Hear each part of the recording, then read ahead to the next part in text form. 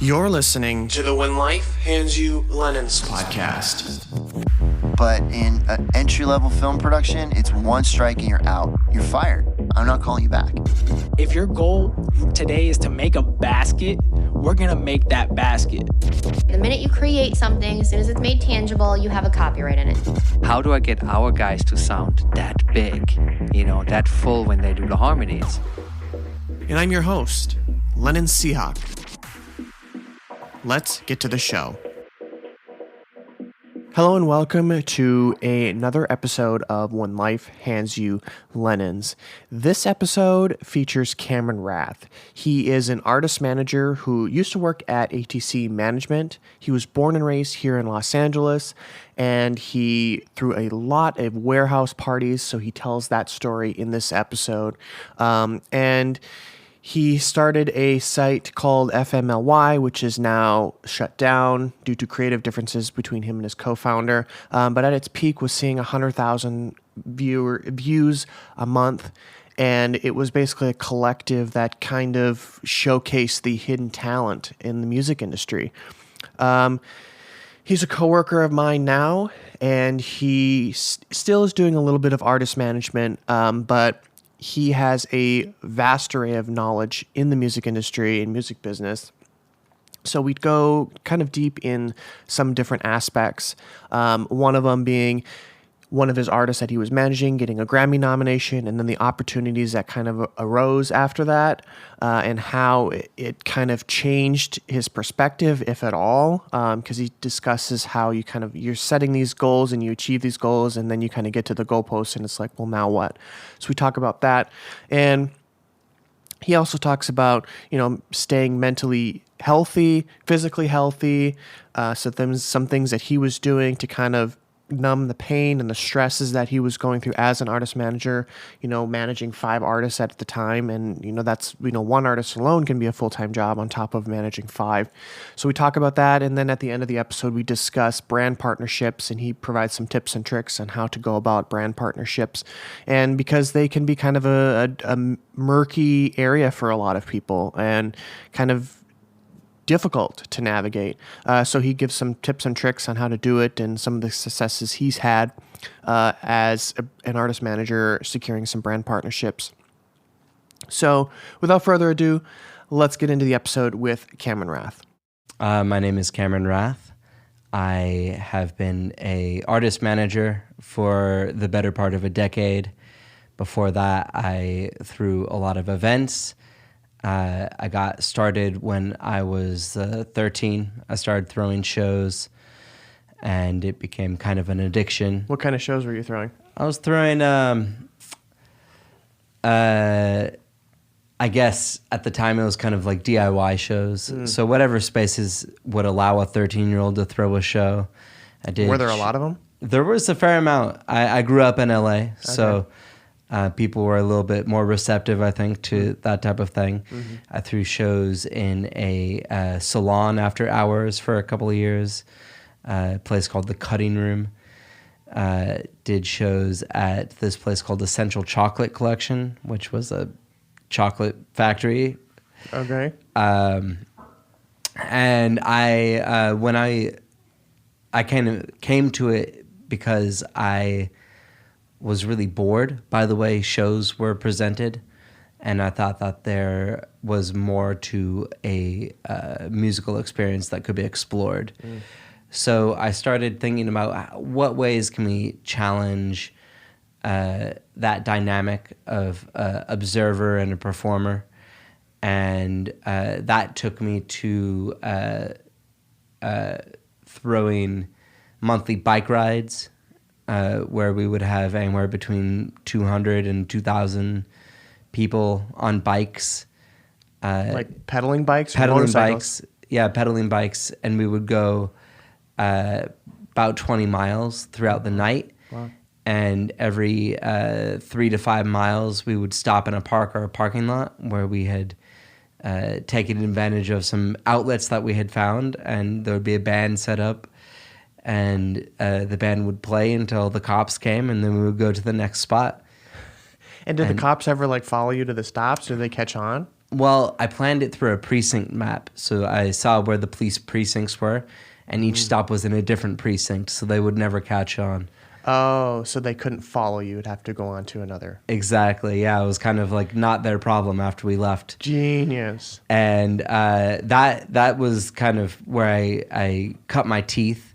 Got like the front page of the LA Weekly on that. Got a lot of LA Times coverage, and also started becoming realizing I had an ear for A&R. I did a lot of people's early shows. I did shows with Haim, Kesha, Active Child, Baths, some more well-known than others, but ended up kind of becoming an obsessive show thrower. I was doing probably 3 or 4 a week at that time. Wow. And then... and was it just you, or did you have a team that was kind of... I had a team, but I was kind of definitely, the lead. Okay. And at the same time, I started a website called FMLY with a buddy of mine when he went off to college. And it was kind of our way to continue to share music that we were appreciating. But also, at the time, it was kind of when Pitchfork was really dominating or starting to dominate the scene. And we were really tired of seeing this angle of, snobbery, pushing down artists that were just starting to come up.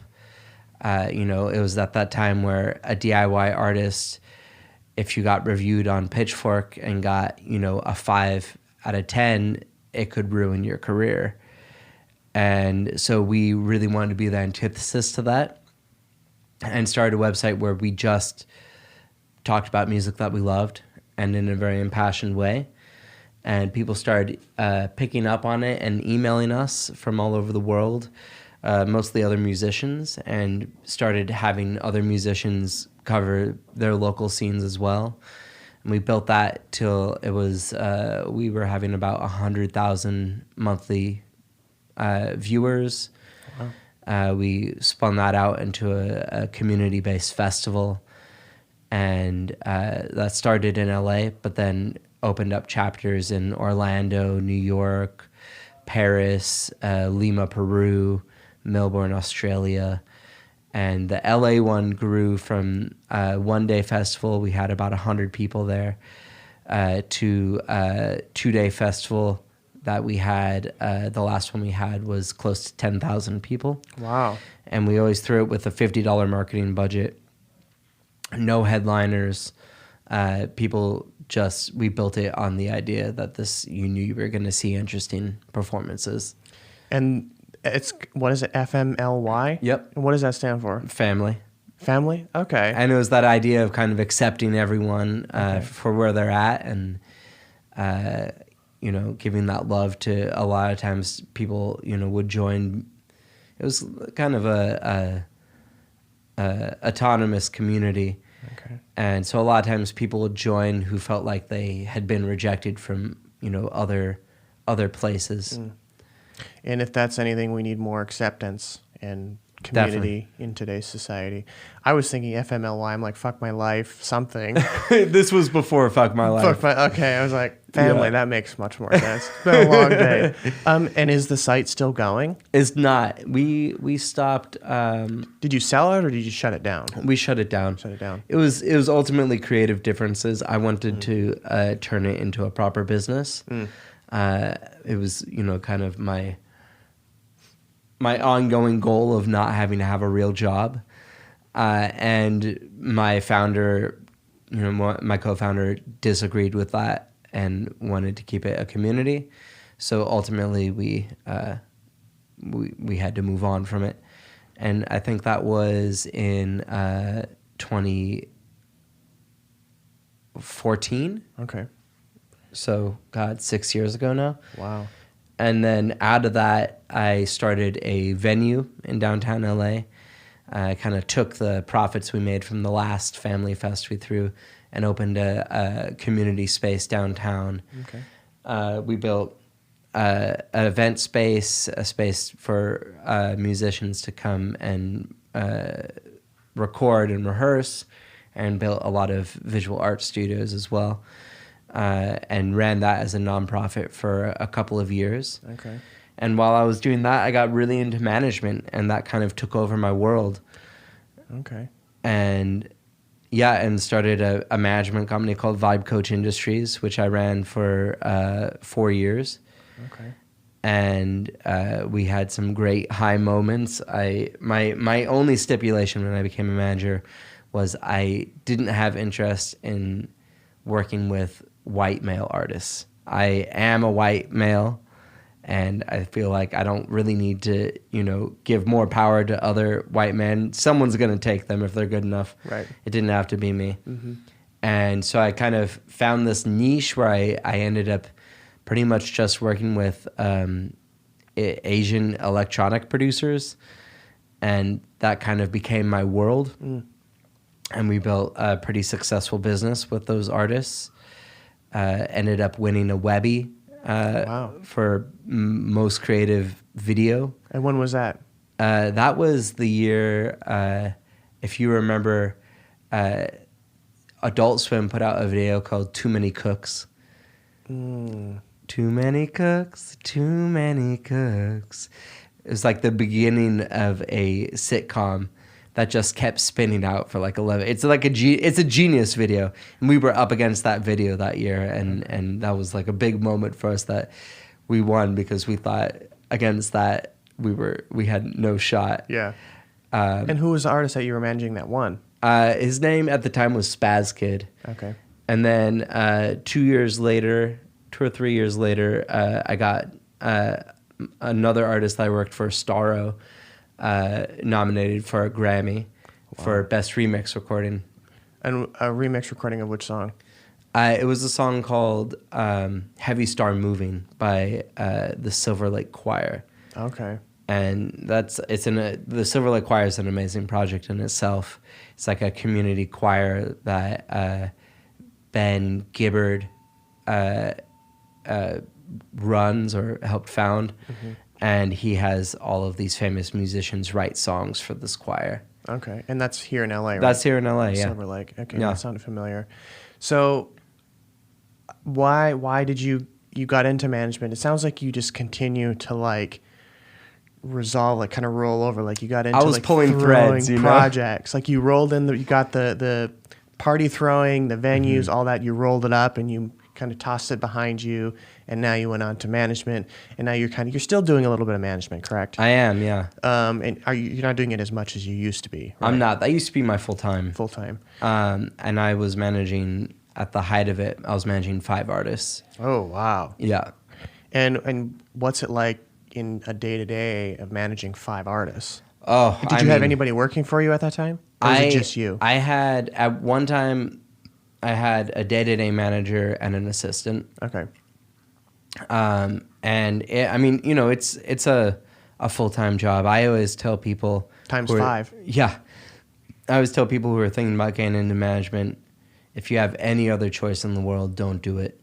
And if you still want to do it, then you're probably going to do all right. Mm-hmm.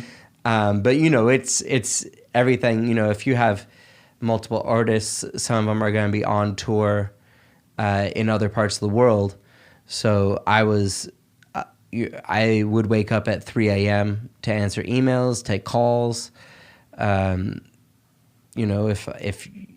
I had an artist once that was stuck in Shanghai, and so I was up at 3 a.m. figuring that out with them on the phone. Because that's what a manager does. That's what a manager does. I mean, sometimes it's consoling someone for their personal relationship. Sometimes it's, negotiating a record deal. Most of the time it's, grinding out the little things, and then long-term planning and helping an artist realize their vision when they're not seeing it yet. And did you struggle with that, or was that something you always kind of just knew how to do? Was that your favorite part, or what was your favorite part about the whole management? Definitely the vision planning, the creative parts. I love creating music videos. I love creating visuals. the least favorite part was invoicing. And following up on them. Following up all the time. You know, sometimes you're chasing like a $500 invoice for like 8 months.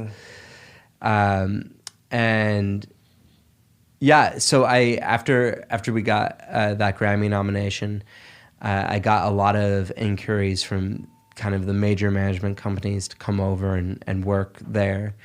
I ended up merging with ATC Management, and they do, you know, Damian Marley, Radiohead, just a couple small names. Yeah, they do a fair amount of stuff, and I being independent for so long, I think it was hard for me to adjust to that. And I think at the same time, I had kind of reached this point where I was thinking, where's this taking me now? Where am I going? Do I want to be Scooter Braun? Not really.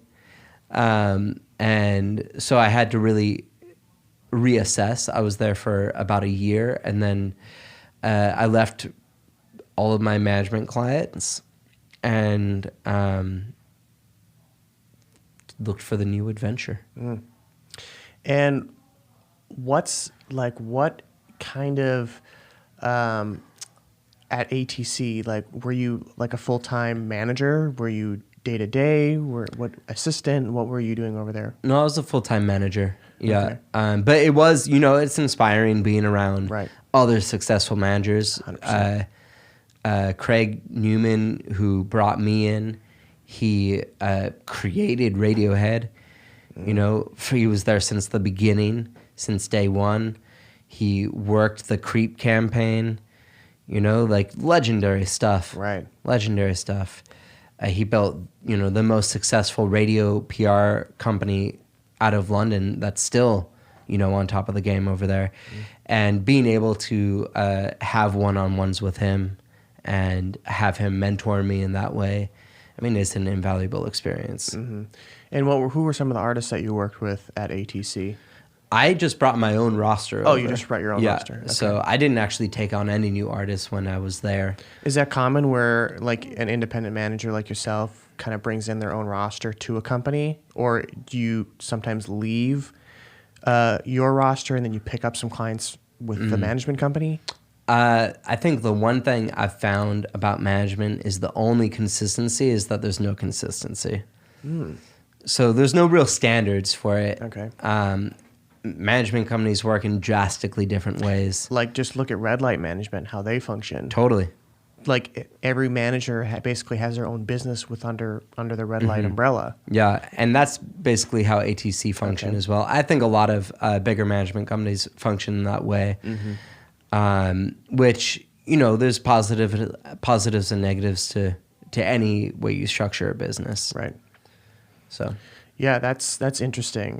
Just management as a whole is like you're managing somebody's business, but you're also managing their life. 100%. And that can be taxing on a person. Like, you're up at 3 a.m. taking phone calls and trying to get somebody, you know, they're stuck on a bus or something in Shanghai. Yeah. Like, I mean, at the end of the day, I think it's a very difficult thing to figure out how to balance your own mental health and emotional health and, you know, wanting to take care of your clients in that realm. And for me, it wasn't really possible. I definitely sacrificed my mental and emotional health so that I could do the best for them. And once you have that imbalance of power, it's really hard to get back on a level playing field because then it's expected of you. To do whatever it takes. And everybody always expects you to stay at that level. Yeah. And then your mental health is being drawn. 100%. And it's not sustainable. And it's kind of like, well, I can't speak for all managers. Right. But I know, you know, my experience, it also has to do with probably the way I form relationships in general. And that's something I had to really reflect on when I left management is like, no one put me in that position but me. you know? Mm-hmm. And how do I preserve enough for myself was the real question I had to walk away with. So, you know, someone once told me when I started thinking about leaving management, another manager told me, management always ends in one of two ways. You either get fired because the artist doesn't blow up, and then it's your fault that they didn't blow up, or you get fired because they blew up and they would have blown up regardless of you. So it's like one of those Chinese finger traps. Exactly. Yeah, it's a real kind of losing situation. Yeah, it's a lose-lose. And especially, you know, you're getting 15 to 20% of whatever the artist makes, but essentially you're running the business. Right. So at the end of the day, the artist walks away with a business that they own, and you walk away with, at best, a sunset clause. So it's a hard pill to swallow after a while. And I think that's why you see a lot of managers, after they gain success, kind of pivot to tech or pivot to, you know, involving other things that they can kind of own a bigger stake in. Or you see people like Mo, who manages Marshmello, who, you know, works out a different kind of business structure with his artists. And I think that that's, you know, kind of the future of music, because 20% made a lot of sense, you know, 20, 30 years ago, when labels functioned in a way that was more development based, that was more, you know, they gave more resources to an artist, and there was real departments to help build out an artist's business. And when they started cutting back on that, a lot of that responsibility fell onto the manager, but the manager's stake in things stayed the same, you know? And artists these days are getting involved with everything. Like they're getting involved in tech, they're getting involved in TV shows, they're getting involved in everything. Yeah. And there's just so many new apps. I mean, if I have to download one more damn app, I swear. Totally. You know? And that's the success of any business, is to diversify, right? And if you, as a musician, you have to think of yourself as the CEO of your own brand. And if you're not, you're failing your business. There's no long-term business there. I mean, you can't be Nina Simone anymore, you know? Like, for better or for worse, you have to be public facing. You have to have these other parts of you that you're showing. And that takes more than just writing a great song. You know, a lot of people can write great songs, but not a lot of people can be successful musicians. And I think a lot of people, you need to be very public facing these days. Like the artists and their consumers and the listeners and fans are all on social media. And on social media, you're expected to interact with these people. You know, so you can't just put out music and hide behind a record label anymore. It's you almost have to put out Instagram stories and posts and Facebook posts and Twitters. People want to know you. People want to know who you are and get to know you so they can connect with you even more so than just through your music. Definitely. And going back just a little bit, you mentioned a sunset clause. And for those that don't know, sunset clause is like after 3 months, you get 15%. And then it just kind of basically fades out after until a year or whatever's in the clause. Sure. Exactly. Yeah. Definitely. Because that's something you hear, but not too often. It's usually in a management contract. So for those that aren't familiar with that, that's basically you're fading out your involvement within the business after a year, whatever time is set. And just, you know, talking about contracts, I think no matter what, there's an aversion, I think, for people to not contract things, especially at the beginning, or if it's friends, or, you know, they're afraid of getting caught into something. It's always in everyone's best interest to contract, because all it is laying out in as much detail as you can what you guys are both agreeing to, what all the parties are agreeing to.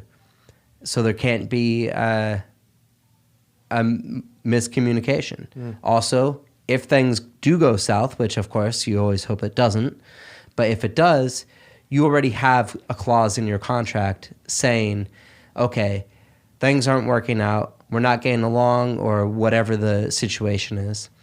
Now we know, revert back to the contract, here's how we move forward from here. So you're not coming from an emotional place, even if it's an emotional situation, because you already figured out what to do in that situation.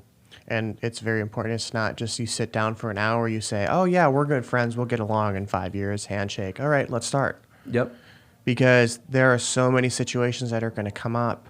Definitely, especially between friends. Oh, 100%. Or even like family members, brothers, sisters, cousins, all that stuff. I've seen it all the time where it comes up and it just doesn't work. Like you and your business partner with FMLY. Totally. You know? And when you build, when you're talking about a relationship that's built off of emotion, then most likely you're going to see the other side of that emotion at some point, you know? And that can make or break a business and relationship. 100%. Moving forward. Yeah. So going back a little bit to your management, and then I want to go back a little bit further than that. You talked like maintaining your own personal mental health, emotional health. In hindsight, what are some things that you did to kind of, once you realized that it was deteriorating and you're like, shit, I need to focus on myself so I can be better for them and my clients? And how did you kind of maintain that? Because management is very stressful. Very stressful. So how did you focus on yourself and kind of keep that balance so you didn't get out of focus? Sure. Yeah. I think I did it wrong at first, which was it's not an uncommon story in the music industry, but I was self-medicating.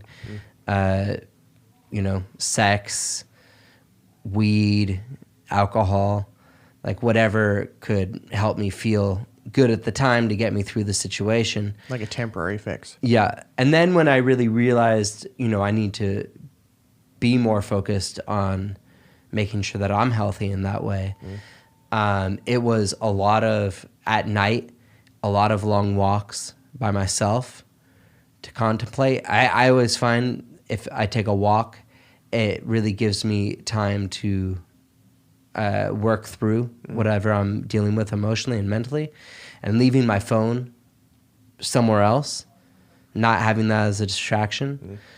I did a lot of writing, no real intention in mind with it, but just letting my hand go. That's, there's a great book called The Artist's Way that if you haven't read, definitely pick it up. It's one of the most important books as a creative that you'll ever read. And I'll put it in the show notes. Yeah, it's an older book too, but it's still so relevant today. And one of the things they talk about there is the importance of morning pages.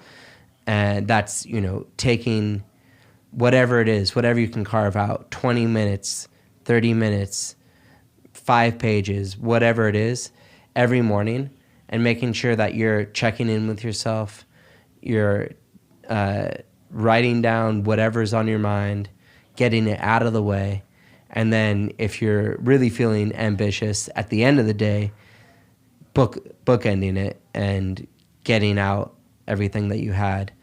And it is such a relief of a practice. I swear, you work through so much stuff that way. Oh, I bet. Yeah, that's why I started writing too, is I needed a creative outlet when I wasn't doing music. Definitely. And so I just started journaling, Amazing. Typing up blog posts and sharing it. I don't care if one person reads it or a million people read it. Definitely. It helped me, and if somebody wanted to read it, share it, or they connected with it, perfect. Yeah. But it helped me kind of release and refocus my thoughts, because my brain goes and runs a mile a minute because there's always something going on. And I think that's important for a lot of people, whether you're a writer or not, to write things down. Definitely. And journal them. Yeah. And it doesn't have to be for anyone else. No one else has to see it. No. You don't even have to look at it again. No. You can crumple it up and throw it away every day if that's what you want. It's not even about that. But it gets it down on paper, and it gets that out of your head. And you can see it physically. Yep. And then you can trash it. And you're like, this is important. Okay, done. Yep. Yeah. Exactly. I 100% agree. I used to journal when I was younger, actually physically writing. Physically writing, there's something that happens with the chemicals that are released in your brain that's completely different than typing. So I would say it's always best when you're journaling to physically write. I love physically writing. Me Even though too. I can't read my chicken scratch. No one needs to. No one needs to read it, though. It's for you. Yep. To get those thoughts out. And just focus on yourself. And just like you said, let your hand just go. Yeah. And just write whatever. It doesn't even have to make sense. It doesn't. Just There was days that I just wrote fuck over and over again, filled pages. because that's what was in your head. That was what was in my head at the time. Yeah. And I think that it also speaks to the larger point of the importance of routine in your life. I think when you're a creative, it's really easy to kind of, like you said, what I have done my whole life is I roll into whatever's next, and it's really easy as a creative to do that in your everyday world. But it's really important when you're talking about your mental and emotional health to create routine and really, really stick to it no matter what. So when I started really focusing on when am I eating and what am I eating, how much time am I focusing on my physical health too, what am I doing to keep my body in shape and to keep this vessel that allows me to exist in this world every day, what am I doing to upkeep that and sticking to that schedule? That's when I really started seeing what was and wasn't working in the rest of my life. And I could start pointing out like, oh, this relationship is really toxic for me and I need to evaluate if this is worth holding on to or not. And also these frames of thinking are not serving me. And having that kind of routine helped it was like, old school gold mining, putting your shift in the water and seeing where the gold was. You have to let all the dirt fall away first, before you can see the gold. Yeah. Yeah, that's a good analogy. And I think relationships with other people are important. You need, because sometimes you don't realize you're so caught up in work or your own personal life that you don't realize that a relationship is actually more toxic than it is beneficial. Totally. Yeah. And evaluating that is huge. And, maybe severing that relationship might be one of the best things you've ever done. Definitely. And then you realize. And one of the hardest. 100%. I mean, just because someone is really close to you doesn't mean that they're serving you, or that you're serving them. You could be bad for them too. Right. And it goes both ways, We all like to think of ourselves as the hero, but sometimes you're messing up someone's life, and not even realizing it. And when you realize that, or when they tell you, that's okay. It is okay. You're not going to fit and work for everybody. No. And I think the importance, speaking of creating a career for yourself, especially in the music industry, the importance of realizing that the power of realizing that you don't have to be liked by everyone is super important. Not everyone has to like you, and that's okay. You don't have to be everyone's cup of tea. Lord knows we know some people that we don't like, and that's okay. And not only that, people need to get over the fact that you will not be liked by everybody. You might think you're the nicest person in the whole. Like I feel you like might be the nicest person. You in probably the world. a lot of people are the nicest people in the world. Yeah, but that doesn't mean it works for everybody. Totally. I find myself to be a very kind-hearted person. I'm always very open. I'm very respectful. But maybe I've rubbed somebody the wrong way, and I just have to accept that. Yep. You're just not going to be liked by everybody. Yeah. And that's just the fact of the matter. Yeah. So I want to go back to the Grammy nomination for the artist. What was that process like in getting to that point? And what were some of the steps that you took to get to that Grammy nomination? And when you got there, when your artist got there, did you guys realize like we've made it, or like you kind of hit like a wall and be like, now what? Yeah, it's funny because our intention was never to get a Grammy nomination. Right. It wasn't even really on our radar. What happened is we were on a tour at the time, and we were always very focused on building a physical touring market, because that's money that you can really rely on. And we were kind of halfway through our third West Coast tour, and we had a day off in San Francisco. We had just played a show at the Independent, which is a great San Francisco venue. And I met up with a buddy of mine who runs a label. His name is Bob Duskus at 6 Degrees Records. Amazing, eclectic record label. Has been around for 20-something years. And he gave me this fat stack of CDs that he had released. And he was like, listen through, let me know what you think. If there's something that you guys want to remix, we can work on something. And so me and Starro, who was my artist at the time, were driving back from San Francisco, and it was this kind of beautiful snow-capped mountain that we were driving through. And it was a big winding road, and this record came on, the Silver Lake Chorus, and we started listening to this record, and as soon as we heard the song, we were like, this is it. This is the song we're going to remix. So I hit up Bob, and we remixed the song, and it came out, and it was a beautiful remix, and it got a good press reception, and didn't do large numbers on DSPs or anything, but we just saw it as another kind of avenue to get us out there, get us into a different audience, and we worked the campaign and kind of moved on from it. A few months down the road, one morning I woke up to a bunch of texts from industry folks congratulating me on the Grammy nomination. And that's how we found out. And Starro and I we called each other and we were like, is this a joke? Like, what's going on? And Bob had submitted it to the Grammys, and it had been nominated for the best remix recording category, which is a non-televised category. There's tons of them. And but it made Starro the first Japanese producer to ever be nominated for a Grammy in the history of the Grammys. Wow. So for Japan, it was a really big deal. And we kind of spun that out to building a pretty successful live touring market in Asia. But it's a funny thing because the Grammys, of course, it's a huge benchmark for any musician. To get nominated, it's something that everyone says, but it's true. It's an honor just to be nominated, to be among all of these incredibly successful people.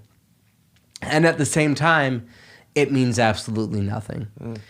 So it's this weird kind of divide, especially for us coming from the independent world, where we had never signed a publishing deal. We had never been with a label, besides, one-off singles. And it hadn't really been on our radar. We were on a different hustle than that. So it was kind of a wake-up call to what was possible. And also, I think it was a kind of an oh shit moment, of like, what do we do now? Like, how do we operate in this space now? And really kind of trying to figure out a lot of things at once. And we kind of leaned on what we knew, which was, how do we build events out of this? And ended up building that market more here, to the point where, we were doing 1,000 cap rooms in LA, which is, it's not large, but it's large enough that you can make a living at it, So you said that it means absolutely nothing as well. What did you mean by that? It wasn't as fulfilling as you expected it or anticipated? It's kind of like, I think in life and in the industry, there's benchmark moments, right? Mm-hmm. But I think a lot of times when you reach that moment, it's kind of already passed. There's never a point where, you know, the montage of the movie where everyone's celebrating and you're living in that moment forever. It doesn't exist. It's kind of like, that happened. Okay, so what's next, you know? And it's always the time leading up to a moment is so much greater than the time once you've reached it. So I think that's what I mean of like nothing dramatically changes, you know? And I think that that's pretty much the case in most success. There's never really like a, you know, I always hear people, musicians especially, tell the story of them making it, right? And you'll hear like, oh, I was busking on the sidewalk for years, and then one day I got the call, and then I was touring Europe in massive stadiums. And it's always kind of like, oh, well, what was that in-between part? Or even when you see it in biopics, you know, you see like the Ray Charles biopic or the NWA biopic, where they're no one, and then all of a sudden they're like in a mansion. But it doesn't really happen like that in real life. No. It's like a lot of grinding it out, a lot of trying things and failing, and then every once in a while you get a little win and you gain a little steam. And then at some point you look back and you see like, oh, 5 or 10 years ago I was in a very different place than I am now. But it doesn't really feel like that different, you know, because you're just incrementally changing. And I can relate to that, and I'm sure a lot of people listening can as well, because before I went to school, I was 17, 16 years old, researching where I wanted to go to school. I knew I wanted to work in music doing something. And I'm like, I want to go, and then I finally made my decision, I want to go to Full Sail. Well, I got to Full Sail, and I graduated, and I go, now what? Yep. It's like I dreamed of this, of going to this school, meeting all these amazing people working in the music business. And then I graduated and went, now what? Yeah. And then I worked my ass off doing public relations, doing whatever it took to make ends meet. And then I moved out to LA working for the same company we both work for.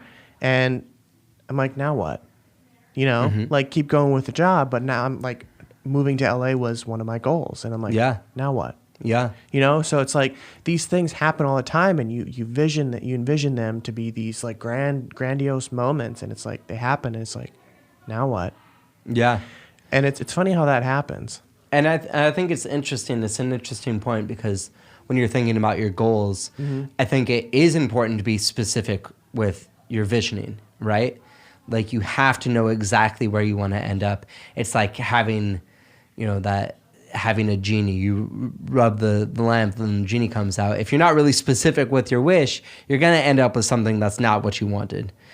But at the same time, you have to leave space for however things are going to play out.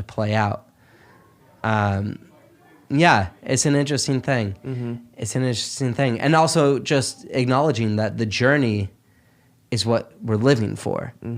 It's not for the destination because there is no end to that destination. The only end is, you know, the ultimate release from our mortal coils. Yeah. And it's like, we have all these dreams, like, you know, you want to have a song placed in TV, but that's not going to happen tomorrow. Sure. You know, so you have to enjoy that journey to get there. Yeah. Connecting with the people that are going to help you get there, the things you're going to learn, your failures, your successes, and then finally getting that placement. Yeah. Or, you know, getting that remix or getting that opportunity to perform or open for somebody. Definitely. You know, and it's like it's about that journey to getting there, and not, you know, because once you get there, it's going to be like, well, now what? I've got, you know, I opened for whomever, or I had my music placed in this TV show or movie, and it's like, now what? Definitely. Do you keep going? Do you refocus? What's next? So after you won the Grammy, you had all these people contacting you, and you said that nothing really changed, but what opportunities opened up for you after, and your artist, after you won the Grammy? Did you have like this massive opening of like you can perform here, you can basically kind of do whatever you want? I didn't, and maybe if we were best new artists or something like that, it'd be a different story. Sure. But it did open me up to brand partnerships. Okay. I ended up negotiating a lot of brand partnerships in that time, and seeing that was a lucrative space. I think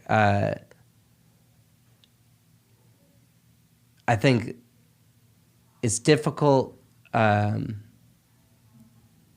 Every really highly successful artist, you ask their management what their plan is, and they know everything for the next 5 years, And I think that it really depends on what your goals are as a creative. If you want to be selling out stadiums, man, you better have that 5 and 10 year plan and know every single step along the way of getting there. Otherwise, it's not going to happen. It just depends on what type of person you are, though, And for me, I have to always follow my passion. I can't work on something if I'm not passionate about it. And that's just the way it goes. So for me, I can plan as much as I can plan into the future. But once my passion shifts, then I have to follow that. And I think it depends what's motivating you, And for me, I've never been, for better or for worse, I'm not usually money motivated. I'm usually vision motivated. So I think, for someone that's more money motivated, it's easier to create a long-term plan because that's what you're motivated by. You're motivated by like, okay, I want to make, $10 million in 5 years from now. Like you have to set up the steps to get there, And for me, it's like, I don't know specifically what my vision is going to be in 5 years. I know what my vision is today for 5 years from now, which could be very different. So interesting. So you didn't have too many opportunities. It's just a lot of brand partnerships that opened up. Yeah, and when you're operating as an independent, you have to create the opportunities. So you have to see where there's room for you, and also make room where there's not for you. And I think, in our day job at Ari's Take, we're always talking about how to create hacks, right? And I think as an independent, that's the key. If everyone is trying to get New Music Friday, why would you try to do that? It doesn't make any sense. There's so many songs that come out every week. There's the shot of you getting that is near none. Especially music that comes out on Fridays. Totally. So you have to think, how am I going to work around this? How am I going to make everyone looking this way work for me looking that way? And I think that's where I really was able to carve out space from what we were doing. And we've spoken about this, but I ended up making inroads in China because of that. Because at the time, no one was even really talking about China. And I was looking at it like, man, that's a quarter of the world's population. And you're telling me, their cities are, like 10 times the size of Los Angeles. And there's all of these places there that Western artists have never even played. Like, why would I bother touring the US where fans don't care and the pay is terrible and you're not treated well, when I could go to other countries that people aren't thinking about, where people are losing their minds that there's even someone from the US coming over, And even working with you, that I can see that kind of shine through. That ability and that feature is so cool because it's like everybody's looking this way and it's like, well, what about this? Whoa, that came out of left field. But that's good because it's like it's going to work. And then we usually end up running with it because it works. Yeah. There's going to be modifications, of course. Of course. It works. Yeah, and I think that's really the key if you're looking to not be fully in the system. If you function as an independent thinker, you need to be thinking independently. And if no one else is doing something and you think it's a good idea, whether it's music or whatever it is, like, you need to run with it and fully believe it. Mm-hmm. And if people are telling you you're crazy, you're probably onto something. That's how some of the most successful people ever have succeeded. 100%. They run with these crazy ideas. Yeah. So, I mean, brand partnerships can be a huge thing for artists. Mm-hmm. It can really strengthen their brand and their vision. Definitely. Can you kind of break down what that, I mean, I know it can be very, very detailed, but can you break down maybe some tips or tricks when working, like trying to work out a brand partnership with a major company or smaller company? Sure, yeah. I mean, I think the biggest thing is you have to know who you are. What is your brand? Who lives inside that brand? You know? Are you going to relate more to a streetwear crowd? Are you relating more to a high fashion crowd? What already exists in your world? You know? Are you drinking Coke? You know, like, what is it that your world consists of? Mm-hmm. And like, even thinking about what's that the needle drop guy, Alfonso, you know who I'm talking about. His whole brand is that silly mustard colored flannel shirt, right? And you know, when you see that shirt, it's referring to him. Mm-hmm. So that's a really obvious example. But you have to know, like, what serves in your world, who your audience is, and then know how to approach a company and say, hey, look, I have this niche that you really need to be speaking to. These are people that are desperate to know who your company is. Mm-hmm. And present it. You don't have to be reaching millions of people. You have to be reaching thousands of people in a really targeted way, in a way that is really communicating with them.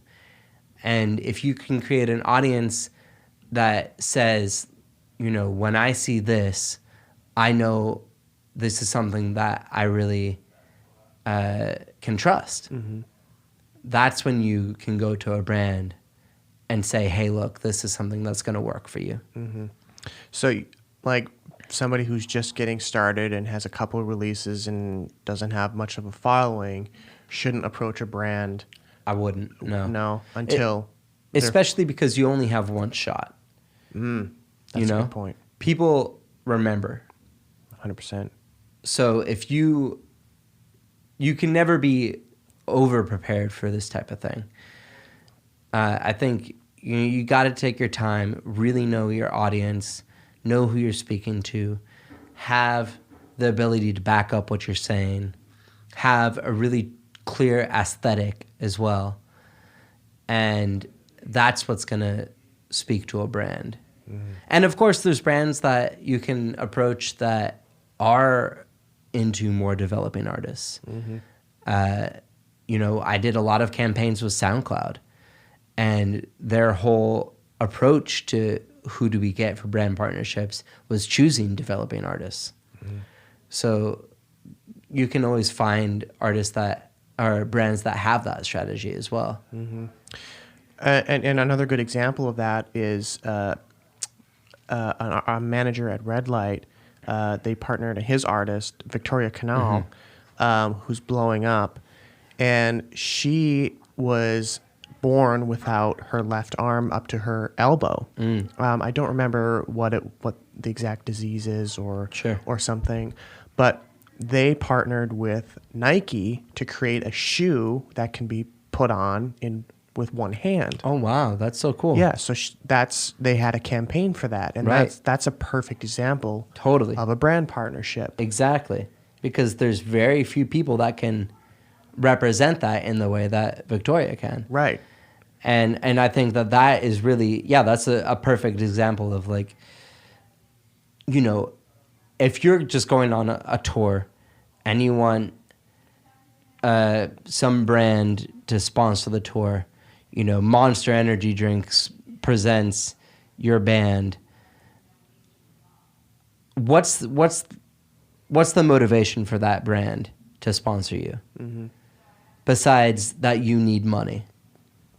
And that doesn't look good. It doesn't look good on you. So I think that is really the most important thing when you're thinking about brand partnerships is what do you have to offer that no one else can offer? Mm.